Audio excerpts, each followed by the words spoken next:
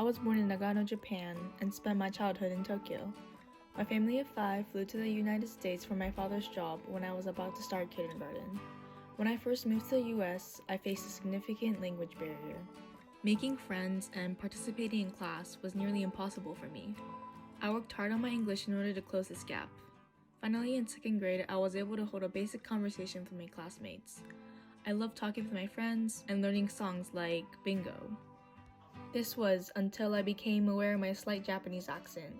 Some words were difficult for me to pronounce, such as the th sounds and the difference between R and L.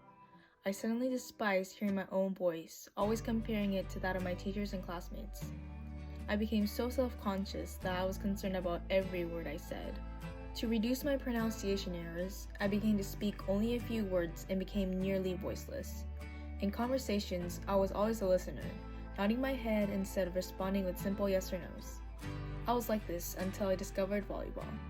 I met the sport of volleyball at a camp I went to in 5th grade.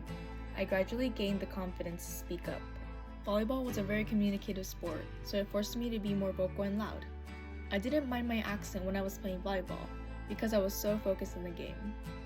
I started to care less about how I sounded and loved talking with my friends, which came along with a brighter personality.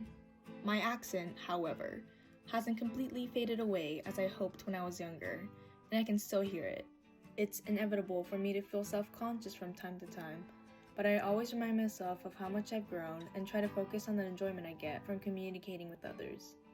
I'm so grateful to my friends for making me feel welcomed and acknowledged despite my background, and it's because of them that I've learned to cherish my own voice.